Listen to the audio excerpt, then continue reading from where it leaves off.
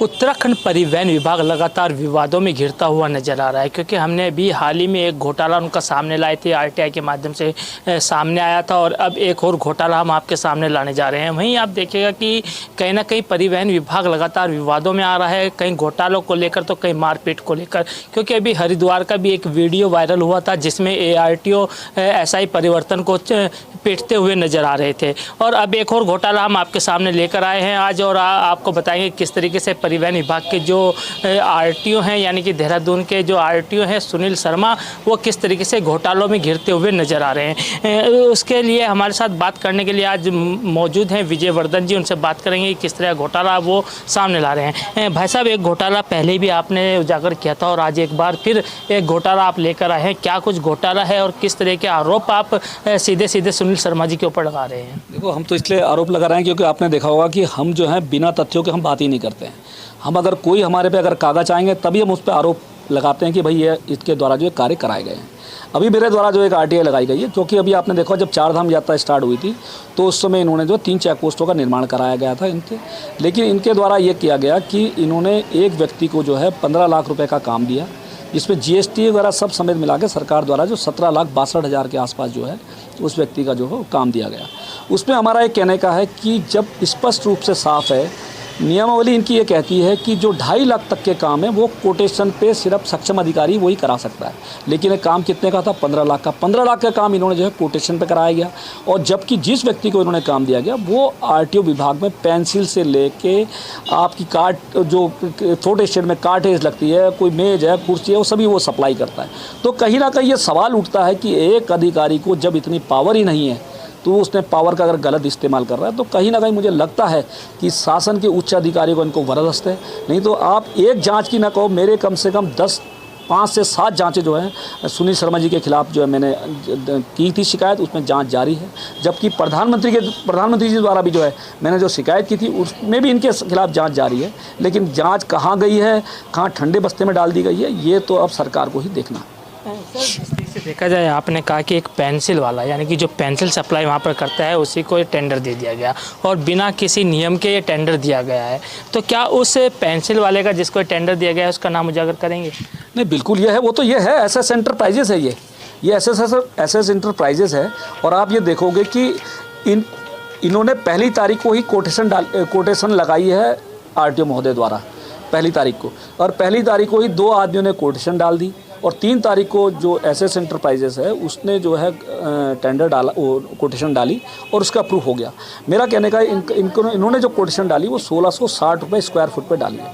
अब जो इन्होंने जो चेक पोस्टें बनाई वो अस्थायी हैं, उसमें आप देखोगे सारे प्लाई बोर्ड का काम है, फर्श भी जो है सिंपल पड़ा हुआ है नीचे, बाकी सब ऊपर जितना प्लाईवुड का है, दरवाजे प्लाईवुड के हैं और खिड़की लोहे की है, बाकी बिल्कुल प्लेन है। 10 बाई 30 का है कमरा है। आप ये लगाओ कि अगर कोई सीसी का निर्माण कराता है और अच्छे अगर नल लगाएगा, अच्छी जो है मार्बल वगैरह पत्थर बढ़िया लगाएगा, तो भी 1600-1700 रुपये के आसपास रेट है। तो ये तो बोर्ड का काम है। अब ये देख लो कि कितना मुनाफिक है कि एक 1660 रुपये स्क्वायर फुट दिया है। और दूसरी चीज़ ये है कि इसमें जो है सबसे बड़ा ये है कि इसमें खुद इनकी नियम लिखा हुआ है कि जो 10 लाख तक का काम है वो जो विभागाध्यक्ष है वो टेंडर जो है उसको PWD को डिलीवर कर सकता है, लेकिन 10 लाख रुपए तक के जो ऊपर जो काम है वो PWD को कार्य करेगा ही करेगा। लेकिन यहाँ पर नियमों की अनदेखी करके और यदि PWD को काम ना देके समाचार पत्रों में इसका विज्ञापन निकाल के इस काम का, तो कहीं ना कहीं अंदर खाने दिया गया, तो ये अपने आप में जो भ्रष्टाचार का उदाहरण है। बिल्कुल, देखिए एक बड़ा भ्रष्टाचार ये माना जा सकता है, क्योंकि जिस तरीके से विजय वर्धन जी ने बताया है कि जिस तरीके से RTO सुनील शर्मा ने ये टेंडर दिया है और ना ही कोई विज्ञापन अखबार में दिया गया और ना ही कोई प्रक्रिया चलाई गई, उसके बावजूद भी टेंडर कर दिया गया। और लेकिन उसके बावजूद भी देखा जाए तो कहीं ना कहीं ये भ्रष्टाचार की श्रेणी में आता है। और ये जो पूरा घोटाला है, ये पूरा घोटाला चारधाम यात्रा के दौरान किया गया है, क्योंकि चारधाम यात्रा के दौरान अस्थायी चेक पोस्ट बनाने का निर्णय लिया गया था, जिसमें 3 चेक पोस्ट बनाई गई थी, लेकिन उन चेक पोस्टों को प्लाई बोर्ड से बनाया गया और जो टेंडर है वो कहीं ना कहीं जो RCC से बनना था उसको एक तरीके से कहा जाए कि भ्रष्टाचार के चलते उसको प्लाई बोर्ड से बनाया गया। सर, जिस तरीके से आपने RTI डाली है, तो क्या कुछ पूरा अभी तक देखें तो कितना पैसे का ये पूरा घोटाला माना जाए? देखो, इस पर ऐसा है कि ये तो जब अगर आप समाचार पत्रों में निकालो तो कहीं ना कहीं जब आदमी अगर डालेगा तो पता लग जाएगा क्या है।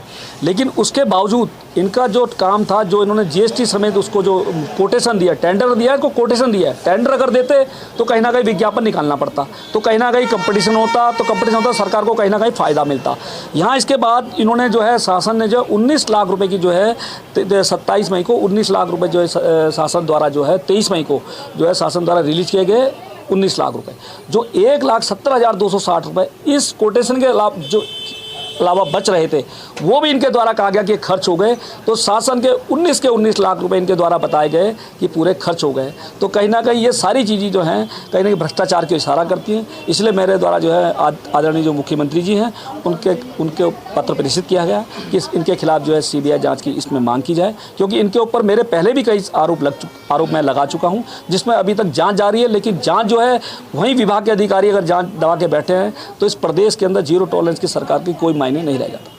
बिल्कुल, इस तरह के भ्रष्टाचार से कहीं ना कहीं जीरो टॉलरेंस की सरकार पर भी सवाल खड़े होते हैं कि आखिर जो जांचें हैं वो क्यों नहीं की जा रही हैं और क्यों उनको दबाया जा रहा है। क्या अधिकारी इस समय हावी हो चुके हैं, मुख्यमंत्री से भी ऊपर हो चुके हैं कि मुख्यमंत्री के आदेश के बाद भी उन जांचों को नहीं खोला जा रहा है? और जिस तरह से देखा जाए कि सुनील शर्मा के ऊपर कई आरोप ऐसे लग चुके हैं और कई जाँचें इस समय चल रही हैं, लेकिन एक बड़ा सवाल यह है कि आखिर उन जाँचों को क्यों नहीं किया जा रहा है और क्या किसी बड़े अधिकारी का या फिर किसी बड़े नेता का हाथ उसमें है कि जो कि अभी तक ये जांचें नहीं खोली गई हैं। अब देखने वाली बात होगी कि क्या मुख्यमंत्री पुष्कर सिंह धामी इस पर संज्ञान लेते हैं या नहीं, ये तो आने वाला वक्त बताएगा। लेकिन अभी ये कहा जा सकता है कि जिस तरीके से जीरो टॉलरेंस की सरकार चलाने की बात मुख्यमंत्री पुष्कर सिंह धामी कर रहे हैं, कहीं ना कहीं उसको पलीता लगाते हुए सुनील शर्मा आरटीओ परिवहन जो देहरादून के हैं वो नजर आ रहे हैं।